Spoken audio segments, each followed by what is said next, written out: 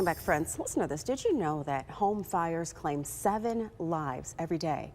But having working smoke alarms cuts that risk of death by half. That's why the American Red Cross is committed to changing that disturbing stat. The American Red Cross is getting volunteers to install free smoke alarms as part of its Sound the Alarm initiative. One of those volunteers right here, also a Flint City Councilwoman, is Candice Mushatt. Thank you so much for being here. How are you? Thank you. Thank you for having me. I'm doing well today. Good. Now, you are on a personal mission that came about after a family tragedy, home fire. What happened? Yes. Unfortunately, in the city of Flint in 2022, we had more than one family affected by losing young people in a fire. There was a fire that happened in November of 2022, and my family lost 2 of our youngest members.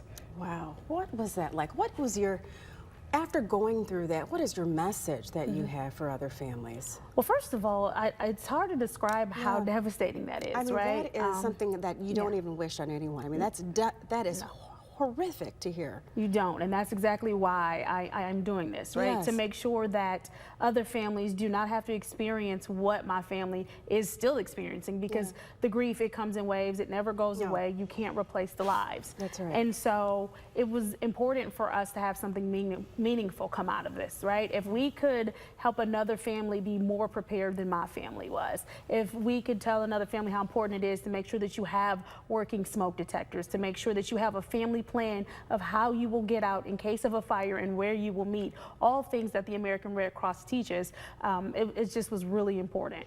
And going through that, Candice, has that really given you a sense of, hey, this is my purpose, this is what I want to do, I want to help other families not have to go through this tragedy? Oh, absolutely. Whatever you can do to ensure that if in the case there is a fire, families have working smoke detectors so that they know, hey, there's something happening right now, working fire alarms, so that families know that, you know, there's something happening right now. We need to be aware. We need to stick to the plan that we've come up with of where do we meet. We need to make sure that we're not going back in the house looking for mom, dad, or we're not looking for big brother, big sister, or maybe even our favorite pet. Just to make sure that we're avoiding all of those pitfalls that could possibly cost us lives. Candice, you're also now a volunteer, and with that personal connection with it, what is it like to be a volunteer?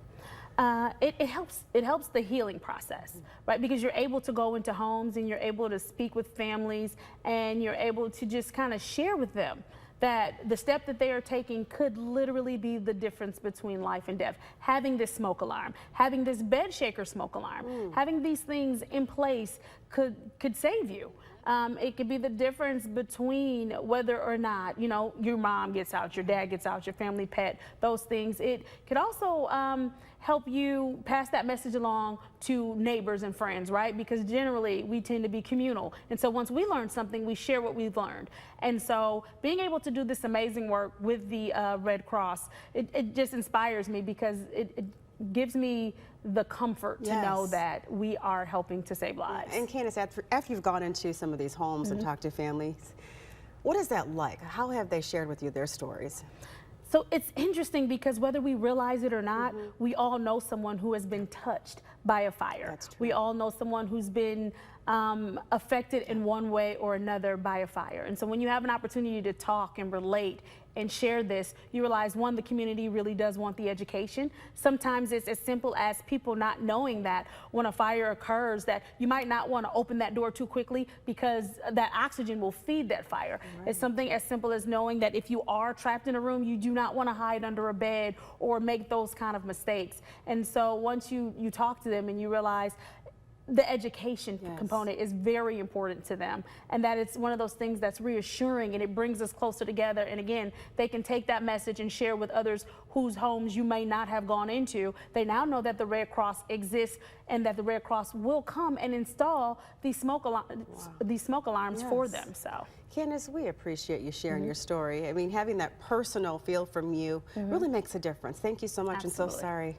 that you had to go through that, but wow, the lesson that you're teaching other people. Appreciate you. Thank you so much. You are so welcome. Stick with us, friends. Later in the newscast, we're going to tell you how you can help out with the Sound the Alarm initiative.